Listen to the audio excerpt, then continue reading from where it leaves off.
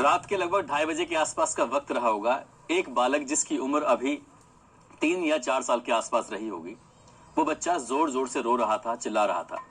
उसके रोने की, उसके चिल्लाने की आवाजें न केवल घर में थी बल्कि आसपास के घरों तक भी पहुंच जाती हैं। और रात के 2:30 बजे कोई बच्चा इतनी जोर जोर से रोएगा तो जाहिर सी बात है घर वालों की परेशानी बढ़ना स्वाभाविक है। बच्चे के घर वाले, उसके दादा, उसके पापा सबके सब चिंतित हो जाते हैं। उसके बाद उसकी माँ से पूछा जाता है कि आखिरकार क्या बात है, ये क्यों रो रहा है। तो कहती है कि ये बुखार से बुरी तरह से तप रहा है, इसे दवाई नहीं दिलवाई तो बहुत बड़ी दिक्कत हो जाएगी। तभी उसके दादा कहते हैं कि तुम परेशान क्यों होती हो, मैं इसका अभी इलाज करा के लेके आता हूँ। उसके दादा उसको अपनी गोद में बिठाते हैं, सीधा लेके जाते हैं पास में ही एक घर होता है, गुलफ शाह का घर। ऐसा कौन व्यक्ति था उस इलाके में, उस जिले में, जो उस घर को नहीं जानता था। दरअसल इस लड़की पर जिन्नातों का असर था और जिसको देख लिया करती थी, जिसको छू लिया करती थी, जिसको दम कर दिया करती थी, समझ लो कि वो ठीक हो जाया करता था। वो बच्चा जब रो रहा था, रोते रोते उस बच्चे को जब उसके घर पे लेके जाते हैं, उस लड़की ने बस कुछ पढ़ा और पढ़ने के बाद कहा कि घर चले जाओ। उसके बाद वो बच्चा घर आता है, आराम से सो जाता है। हालांकि अगले दिन क्या होता है इसका पता नहीं चलता, लेकिन इस लड़की की शोहरत कुछ इस तरह से थी कि आसपास के लोग दिन निकलते ही इसके घर में आ जाया करते थे अपना इलाज कराने के लिए, क्योंकि इस लड़की पर जिन्नातों का जो असर था। और ये लड़की इतनी मशहूर हो रही थी कि लगातार रोज अखबारों की सुर्खियां बन रही थी। लेकिन इससे भी बड़ी बात ये थी कि इस लड़की के शरीर के अंदर से सुइयां पैदा हो रही थी। और ये बात न केवल उस जिले में बनती है बल्कि पूरे जिले में, पूरे प्रदेश में, पूरे देश में फैल जाती है कि उत्तर प्रदेश के जिला मेरठ में एक गांव ऐसा भी है जहां पर एक लड़की के शरीर से लगातार सुइयां पैदा हो रही हैं। जब उसके बाप से पूछा जाता है, उस लड़की का बाप कहता है कि ये सिर्फ अल्लाह की मेहरबानी है, खुदा की कुदरत है और इसकी वजह से न जाने कितनों का भला हो रहा है। तब ये लगातार जब अखबारों में खबर छप रही थी, तब सब लोग ये जानना चाहते थे कि आखिरकार इसके शरीर से सुई क्यों पैदा हो रही है। आज की कहानी भी उसी लड़की की है, जिसको सुनने के बाद आप बहुचक्के रह जाएंगे, आप परेशान हो जाएंगे, सोचने पर मजबूर हो जाएंगे कि लोग अंधविश्वास के चक्कर में कितने पड़ जाते हैं। आदाब, नमस्कार, सत श्री अकाल। मैं उस्मान सैफी आज की जो सच्ची घटना सुनाने जा रहा हूं, ये सच्ची घटना है उत्तर प्रदेश का एक जिला है मेरठ, और मेरठ जिले की एक थाना लगता है, इसका नाम है किठौर। किठौर क्षेत्र का एक गांव। दरअसल वहां की रहने वाली 14 साल की गुलफ शाह नाम की एक लड़की, जो बेहद खूबसूरत, और उस लड़की के पास हर कोई सुबह सुबह पहुंच जाया करता था अपना इलाज कराने के लिए। कहता था कि बेटी एक बार दम कर दो। असल में दम होता है, कुरान शरीफ की कुछ आयतें होती हैं, उसको पढ़ना होता है, पढ़कर फूंकना होता है। जैसे ही फूंकते हैं तो समझ लो सामने वाले को सेटिस्फेक्शन मिल जाता है कि अब मैं ठीक हूं, और करने वाला इस तरह से करता चला जाता है। कभी पानी में दम करता है, कभी किसी खाने की चीज में दम करता है। ऐसे ही लड़की दम करती थी। और इस लड़की के बहुत सारे लोग ऐसे होते थे जो हाथ चूमते थे और हाथ चूमकर अपनी आंखों से लगाया करते थे। ये सिलसिला लगातार चल रहा था और लगातार ये खबर अखबारों में छप रही थी। अखबारों में खबर कुछ इस तरह से छप रही थी कि एक लड़की ऐसी है जिसके शरीर में सुई पैदा होती है, और ये सुई अचानक, ये कुदरत की देन है और इस पर जिन्नातों का असर है।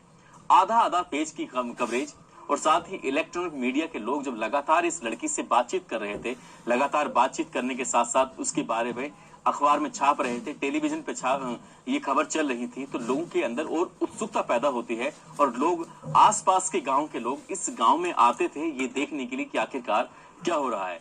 मीडिया का यहाँ पर पूरी तरह से जमघट लग चुका था और मीडिया के लोगों ने मेरठ कॉलेज का, जो मेडिकल कॉलेज है, वहां पर दस्तक दे दी और जाकर डॉक्टर साहब से पूछा कि डॉक्टर साहब आखिरकार ऐसा कैसे हो सकता है कि एक लड़की के शरीर के अंदर सुई पैदा हो रही है, सुई बन रही है। तब वो कहते हैं कि हम उस लड़की को बिना देखे कुछ नहीं कह सकते, आखिरकार क्या माजरा है ये हम नहीं जानते।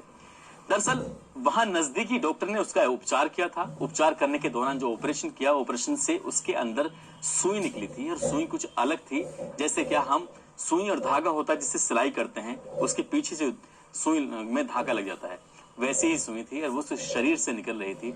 और जब ये बात, ये सब चीजें अखबारों के माध्यम से लोगों को पता चलती है तो लोग वाकई आश्चर्यचकित थे। एक तांत्रिक ने कहा था कि जिन्नात इसके अंदर लोहे की शक्ल में प्रवेश करते हैं और इसके शरीर में जगह जगह दर्द होगा, और जब दर्द होगा तो समझ लो कि इसके अंदर जिन्नात ने प्रवेश कर दिया है, और जब ये जिन्नात आता है तभी लोगों को फायदा होगा। बस लोगों को इसी तरह से इंतजार था और 8 महीने से लगातार ऐसे ही उसके शरीर में दर्द उठता था। जब दर्द होता था, जिस हिस्से में होता था, शरीर के हिस्से में, चाहे वो सीने पे हो, चाहे वो थाई पर हो, चाहे वो हाथों में है हो चाहे पैरों में हो, कहीं भी हो, शरीर के अलग अलग हिस्सों में दर्द होता था, वहां सुई बनती थी और सुई को डॉक्टर निकाल दिया करते थे। जब लगातार कवरेज चल रही है, लगातार अखबारों में आ रहा है, टेलीविजन पर आ रहा है, तो हर किसी के अंदर उत्सुकता थी। मेडिकल कॉलेज के प्रिंसिपल से पूछा तो उन्होंने कहा कि हम बिना लड़की को देखे उसके बारे में कोई बता ही नहीं सकते कि आखिरकार वो कैसे उसके अंदर सुई बनती है नहीं बनती है। मीडिया का जमघट अब लग जाता है उस लड़की के घर पर और उस लड़की के पापा से पूछा जाता है कि जब तुम्हारी लड़की के शरीर में सुइयां बन रही हैं तो इसे बड़े डॉक्टर को क्यों नहीं दिखाते हो, क्या बात है। कई बार ये लड़की बहुत दर्द से, बहुत तकलीफ से गुजरती है, भले ही चाहे लोगों का इलाज करती हो लेकिन खुद भी तो तकलीफ से गुजरती है। जब घर वालों ने लगातार इस बात पे इग्नोर किया और मीडिया वाले लगातार दबाव बना रहे थे, तब कहीं जाकर आबिद मीडिया की बातों में को मानता है और मानने के बाद उसी मेडिकल कॉलेज में पहुंच जाता है जिस मेडिकल कॉलेज के प्रिंसिपल का लगातार बयान छप रहा था।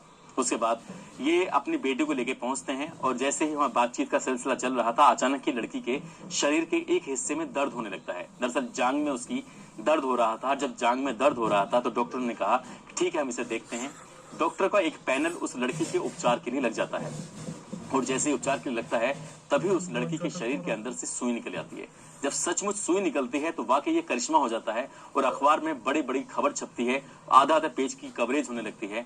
अब न केवल उस डॉक्टर के दिमाग में दर्द होने लगता है बल्कि पूरे इलाके में सनसनी फैल जाती है कि अब तक तो छोटे डॉक्टर इसके इलाज कर रहे थे, लेकिन अब तो मेरठ कॉलेज के जो मेडिकल कॉलेज है उसके बड़े सीनियर डॉक्टर इसके इलाज कर रहे थे, उनके सामने भी सुई निकली है।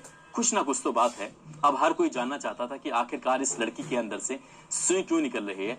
और ये बात न केवल अब जिले में थी बल्कि प्रदेश के मुख्यमंत्री या फिर बड़े बड़े ऑफिसर तक पहुंच जाती है। एसएसपी पर दबाव पड़ता है। एसएसपी अपने एसपी देहात, एडिशनल एसपी जिनका नाम होता है एमपी सिंह, उनको जिम्मेदारी देते हैं। कहते हैं कि इस मामले की आप जांच करिए और जो भी है इसके बारे में पता करके बताइए, क्योंकि मीडिया का लगातार दबाव जो बन रहा है। अब यहाँ से एडिशनल एसपी एक महिला दरोगा, एक पुरुष यानी कि इंस्पेक्टर को, महिला दरोगा और इंस्पेक्टर को तैनात करते हैं और कहते हैं कि इस मामले की जांच करके बताओ कि आखिरकार माजरा क्या है, आखिरकार इस लड़की के शरीर में ऐसी क्या दिक्कत आ रही है। क्योंकि यहाँ पर एमपी सिंह सीधे प्रिंसिपल के पास पहुंचते हैं और प्रिंसिपल साहब से बात करते हैं। बात करने के बाद कहते हैं कि क्या सचमुच उसके शरीर के अंदर से सुई निकली थी। वो कहते हैं कि हाँ, सुई निकली थी और हमने खुद निकाली है, हमने खुद अपनी आंखों से देखी है। दरअसल वो सुई सामान्य नहीं है बल्कि फैक्ट्री मेड है, जैसी फैक्ट्री के अंदर बनती है, लेकिन फैक्ट्री के अंदर बनने वाली सुई उसके शरीर से निकल रही है। बस यही आश्चर्य है। यदि वो सुई असामान्य होती या फैक्ट्री मेड नहीं होती तब यकीन किया जा सकता था, लेकिन ऐसा लग रहा है जैसे किसी की शरारत हो। अब ये शरारत किसकी थी, बस पुलिस वाले यही जानना चाहते थे, इसलिए महिला दरोगा और इंस्पेक्टर की तैनाती कर दी जाती है और इंस्पेक्टर साहब महिला के साथ पहुंच जाते हैं उसी गांव में और ये पता करने की कोशिश करते हैं कि आखिरकार इस लड़की के साथ पहले पूर्व में क्या क्या हुआ था। फिर उसके बाद ये पता करने के बाद एक दो डॉक्टर के नाम आते हैं और गांव के लोगों के नाम आते हैं। उन सबसे पूछताछ करते करते वो इंस्पेक्टर और महिला दरोगा जब बारी बारी से जाते हैं तो एक डॉक्टर का नाम आता है जान मोहम्मद। डॉक्टर जान मोहम्मद से बातचीत की जाती है और बातचीत करने के बाद उनसे पूछा जाता है कि आखिरकार क्या मामला है, तुमने इसके जो इलाज किया है उसके इलाज में तुमने क्या देखा, क्या पाया। तब वो कहते हैं कि हाँ साहब, इलाज तो मैंने किया था, लेकिन इसमें एक और डॉक्टर है जिनका नाम है डॉक्टर जुबैर और जान मोहम्मद, इन दोनों को पकड़ा जाता है। साथ ही एक डॉक्टर होते हैं डॉक्टर साजिद, इनको भी पकड़ा जाता है। 3 डॉक्टर होते हैं, तीनों डॉक्टर से अलग अलग पूछताछ की जाती है। पूछताछ करने के बाद, उनसे बातचीत करने के बाद उनसे कुछ ऐसी चीजें निकल के सामने आती है जिनको सुनकर, जिनको देखकर वाकई हैरानी होती है। तब उस इंस्पेक्टर को पता चलता है कि कुछ ना कुछ दाल में काला है और उसके बाद फिर डॉक्टर साहब से जब सख्ती से पूछा जाता है तो वो चौंकाने वाली बात करते हैं। दरअसल वो कहते हैं कि ये लड़की अब से 7 या 8 महीने पहले, यानी कि नवंबर 2002 को ये लड़की अपने पिता आबिद के साथ, इनकी गुलब शाह अपने पिता आबिद के साथ पहुंचती है डॉक्टर जान मोहम्मद के पास और वहां जाने के बाद कहती है कि डॉक्टर साहब, मुझे बुखार आ रहा है, मुझे बहुत तकलीफ है, मुझे बहुत परेशानी है।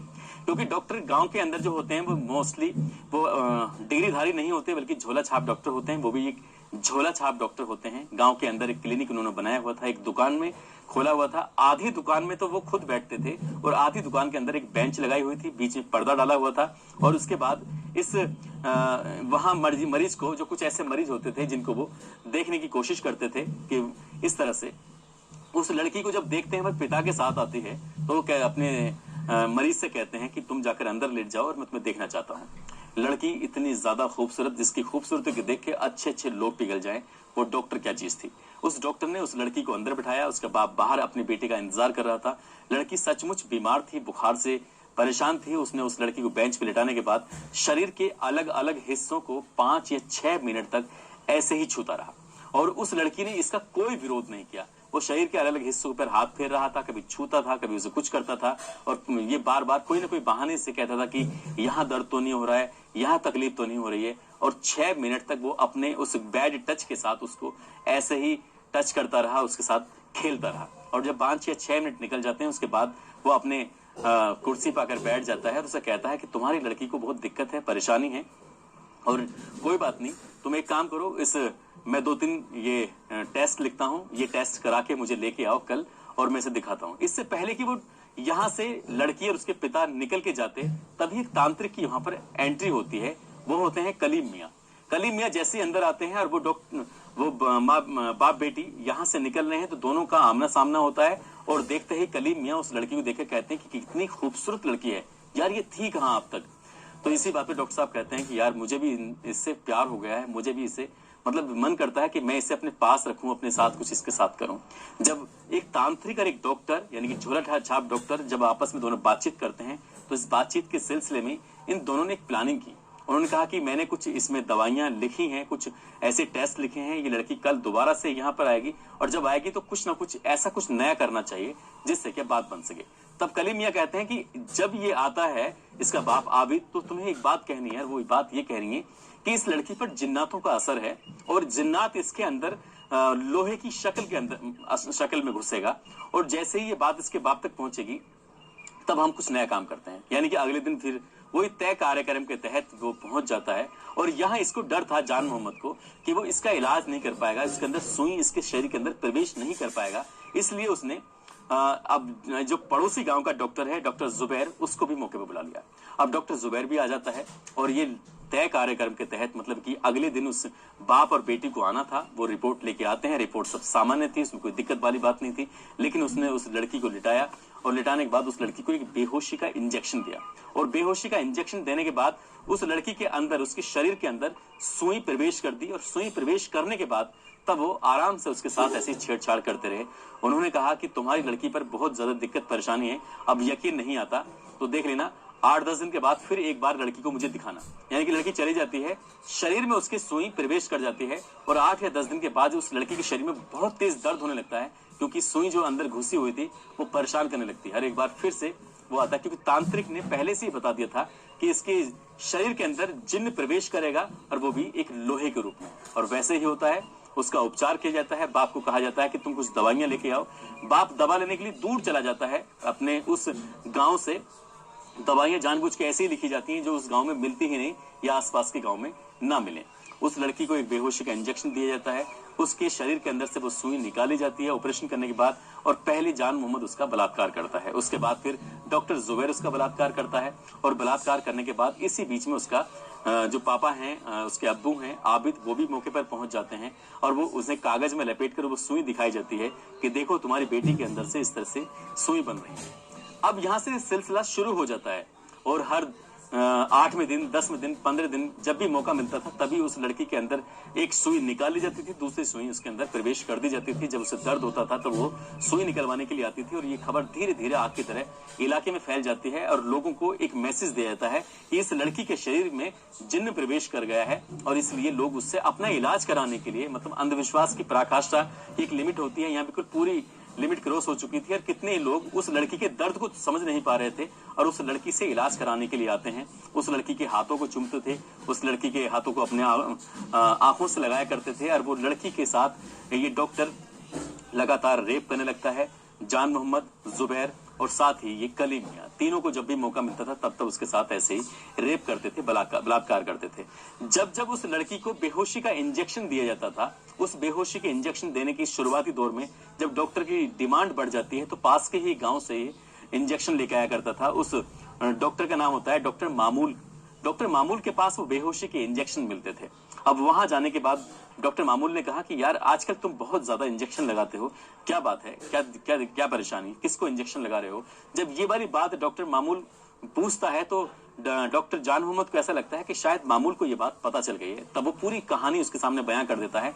अब मामूल भी उसके साथ मिलकर रेप करने लगता है। यानी कि अब तक मिला के 4 लोग, 3 डॉक्टर होते हैं, एक तांत्रिक होता है, और धीरे धीरे जब कहानी आगे बढ़ने लगती है एक डॉक्टर और शामिल हो जाता है। अब 4 डॉक्टर और एक तांत्रिक मिलकर इस लड़की के साथ लगातार रेप कर रहे थे। उसके अंदर सुई डालते थे और वो सुई निकालते थे, लोगों को पता चलती थी। यही बात जब अखबारों के माध्यम से लोगों को पता चलती थी, लगातार टेलीविजन के माध्यम से ये चीजें वायरल हो रही थी, तो ये एक आश्चर्य का विषय बन गया था मेरठ क्षेत्र में कि एक लड़की ऐसी भी है जिस पर जिन्नातों का असर है, जिसके शरीर के अंदर से सुई बन रही है। लेकिन जब इस मामले की जांच की जाती है तो पता चलता है ये तो इस लड़की के साथ गलत काम हो रहा है। और एक दिन आता है 22 जून 2003, एडिशनल एसपी यानी कि एसपी देहात एमपी सिंह ये किठौर थाने के एसएचओ को फोन करके कहते हैं कि मैंने इस मामले की अपने स्तर से व्यक्तिगत तरीके से जांच कराई है, मुझे ये 4 या 5 जो भी हैं, एक तांत्रिक और 4 डॉक्टर हैं, इनको जल्द से जल्द गिरफ्तार करके लेके आओ और बात करनी है। उन्हें गिरफ्तार करके थाने लाया जाता है और थाने लाने के बाद जब प्रेस कॉन्फ्रेंस की जाती है तो मीडिया के यहाँ जमघट लग जाता है और मीडिया के सामने वो अपनी सारी सच्चाई, पूरी कहानी जब बयां करते हैं तो लोग सुनकर हैरान थे, परेशान थे। लोगों का गुस्सा फूट जाता है, न केवल प्रशासन का गुस्सा फूटता है बल्कि पत्रकार और आम लोग इतने परेशान थे कि एक 14 साल की बच्ची के साथ लगातार 8 महीने से बलात्कार हो रहा है और लोगों को ये मालूम किया गया कि ये कुदरत का करिश्मा है, ये अंधविश्वास नहीं तो क्या होगा। हालांकि 4 को गिरफ्तार करके या 5 को गिरफ्तार करके जेल भेज दिया गया था और पुलिस ने, आम लोगों ने भी उन आरोपियों की जमकर खबर ली थी और उसके बाद उस इलाके में फिर किसी लड़की को कोई सुई नहीं निकली। दोस्तों, इस घटनाक्रम को सुनाने का उद्देश्य भी किसी को परेशान करना नहीं है, किसी का दिल दुखाना नहीं है, बल्कि आपको जागरूक करना है। यदि आपके आसपास किसी भी बहन बेटी के साथ इस तरह की कोई दिक्कत, कोई परेशानी हो रही है तो आपको जागरूक रहने की जरूरत है। इस तरह से अंधविश्वास के चक्कर में पड़ने की बिल्कुल भी जरूरत नहीं है।